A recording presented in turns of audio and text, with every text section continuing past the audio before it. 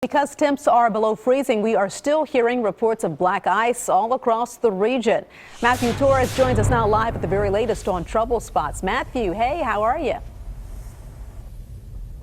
Hey, Shannon. Hey, I'm doing good. I'm here in Old Hickory with my photographer, Jordan Powell, who's driving right now. This is Highland Drive.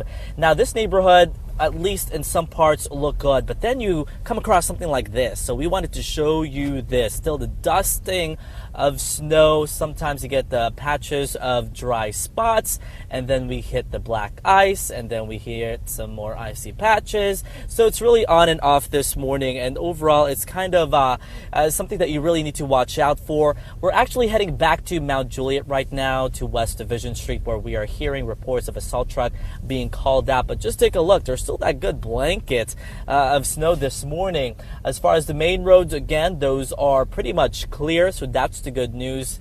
However, side streets, depending on where you are, can still be dicey. Again, we'll continue to monitor the roads out here this morning. We'll send it back over to the studio. Thank you, Matthew. After several months on the run, the 16-year-old wanted for a violent carjacking that nearly took a woman's life is finally behind bars. And our Kimberly Davis live at the Criminal Justice Center with the details for us this morning. Good morning, Kimberly.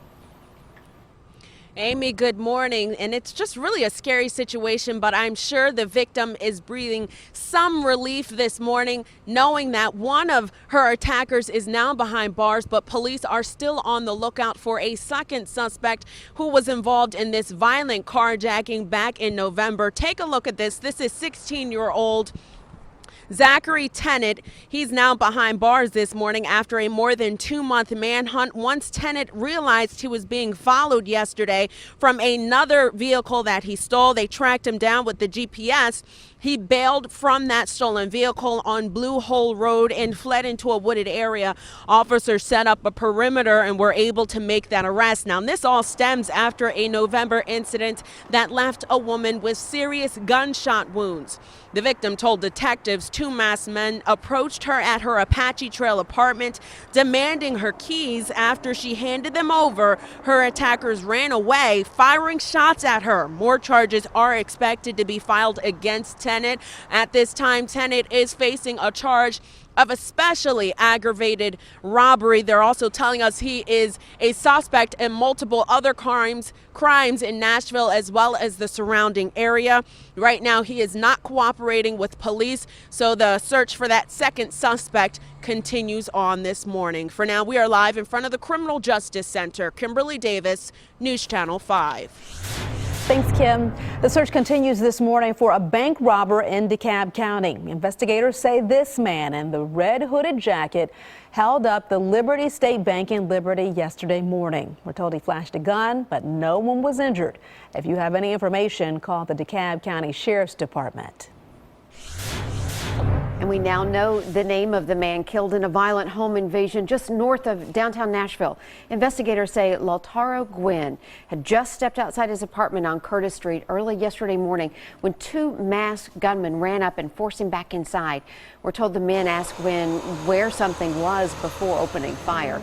Investigators think the murder was drug-related.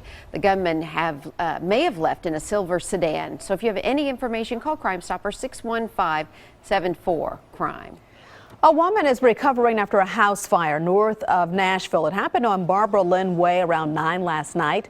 The homeowner suffered second-degree burns on her arms, but is expected to be okay.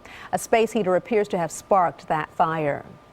A night on the town turns into a nightmare for one woman in Murfreesboro. And according to WGNS, another woman offered the victim a ride home from the Gentleman Jim's Tuesday night. However, the victim says the woman drove her instead to Wendland Drive, where 2 men, one possibly named Tony D, that she overheard through conversations, assaulted and robbed her. If you have any information, call police.